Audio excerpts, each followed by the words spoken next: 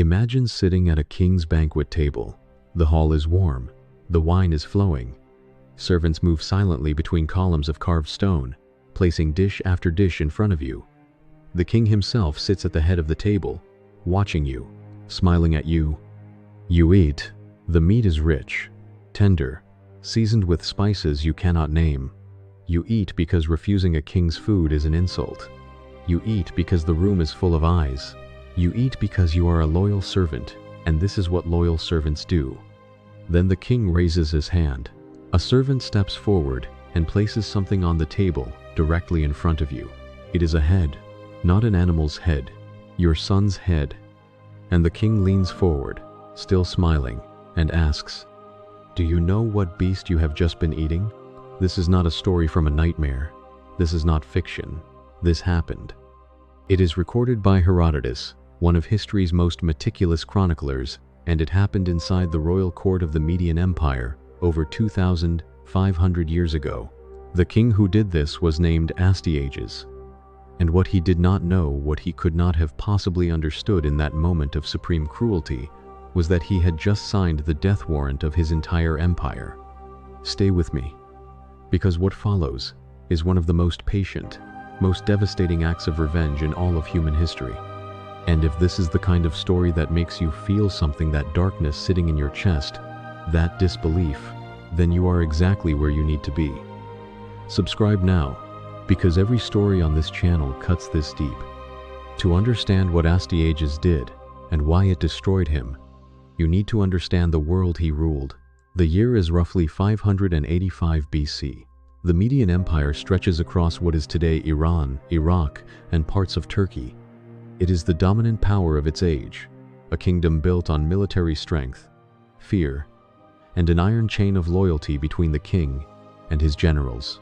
Astyages sits at the top of this chain. He is not a man known for warmth or mercy. He is a man known for control, for suspicion, for the particular paranoia that infects every ruler who has held power too long and trusts too few people.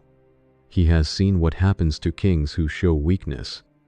He has watched enemies become threats and threats become rebellions. So he has built his reign on a simple principle that fear, applied with enough precision, keeps men in line.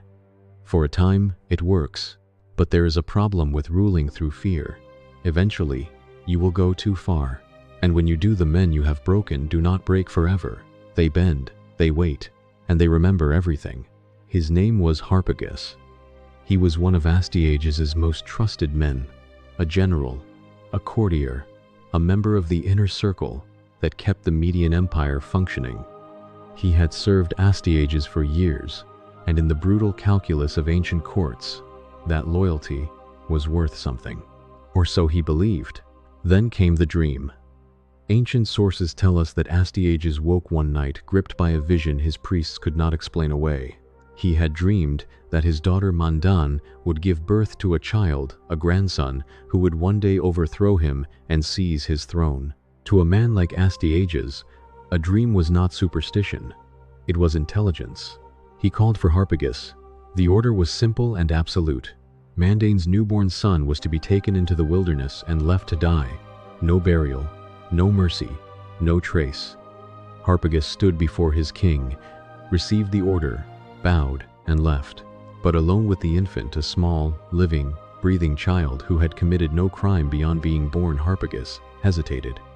He was loyal to Astyages, but he was not a man who could kill a baby with his own hands. And more than that, this child was royal blood, the grandson of the king. Killing him directly felt like a line Harpagus could not uncross. So he made a decision that would change the entire ancient world. He gave the child to a shepherd named Herodotus and told him to abandon the boy in the mountains. The shepherd and his wife had just lost their own newborn. They looked at the infant placed in their arms, and they kept him. They named him Cyrus. For 10 years, the child lived, grew, thrived, and for 10 years, Harpagus kept his secret. Then it unraveled. Cyrus, now a boy of 10, was playing with other village children, and even in play, his natural authority was undeniable. He appointed himself king of the game and ordered the son of a Median nobleman around, as if the boy were his servant. The nobleman complained. The story reached Astyages. He looked at the boy's face. He recognized something. He questioned the shepherd. Then he questioned Harpagus, and Harpagus, faced with a king who already knew the answer, confessed. Astyages listened to every word. His expression, according to ancient accounts, remained perfectly calm. When Harpagus finished speaking, the king nodded slowly and told him that he was not angry, that he understood, that he would be sending for the child, but that this called for a celebration first, a royal banquet, in Harpagus's honor. Harpagus arrived that evening dressed for a feast. He took his place at the table. The wine came. The dishes came. He ate. He drank. He thanked his king for the generosity. Then the servants brought the final dish. And then the head. And then the question, "Do you know what beast you have just been eating?" Harpagus looked at the head of his only son on the table in front of him. He looked at the king watching him. He understood, with complete and total clarity, what had just happened. And he did something that reveals exactly the kind of man he was. He did not scream. He did not collapse. He did not reach for a weapon. He looked at Astyages and said, quietly, "I know, and all that the king does is pleasing to me." He asked to take the remains home so he could bury his son. Astyages let him. And as Harpagus walked out of that hall carrying what was left of his child, something closed inside him. Something cold and permanent and patient settled into the place where grief should have been. He did not plan revenge that night. He simply decided to wait. Time passed. Empires moved. The boy Cyrus, the child Harpagus had refused to kill, grew into something nobody had predicted. He became a leader of men, a unifier of Persian tribes, a military mind of extraordinary instinct. History would eventually call him Cyrus the Great. And when Cyrus began gathering forces against the Median Empire, Astyages made one final, catastrophic mistake. He appointed Harpagus to lead his army against him, the man whose son he had cooked and served at a dinner party. Ancient sources tell us that Harpagus had already been in quiet contact with Cyrus for years, that he had been the one to whisper in Cyrus's ear that the Medes were ready to turn, that he had been patiently, methodically, invisibly preparing for exactly this moment since the night he carried his son's remains home from the palace. The battle came at Pasargadae, 3 days of fighting. The Median army, vast, experienced, fully committed against Cyrus and his Persians. On the 3rd day, Harpagus turned.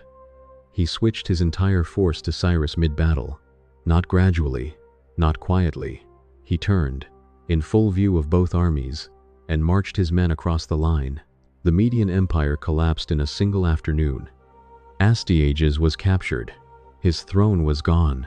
His kingdom was gone. Everything he had ruled, feared, and bled for ended. The man who had smiled across a banquet table at a grieving father had finally received his answer. It had taken 20 years, but Harpagus had waited. Here is what this story actually is.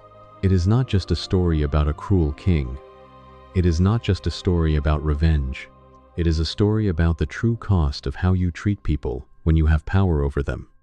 Astyages had every weapon, every soldier, every advantage, but he forgot that the men around him were not furniture. They were human beings with memories, with children, with a capacity for patience that outlasted his cruelty. He broke Harpagus completely, and a broken man with nothing left to lose and everything left to prove is the most dangerous thing in the world. The Median Empire did not fall to a superior army. It fell because one king, at one dinner table, went too far. And the man who walked out of that hall that night never forgot. Neither should we. Subscribe to our channel Humans in History if you want more untold stories like this one. The next one is worse.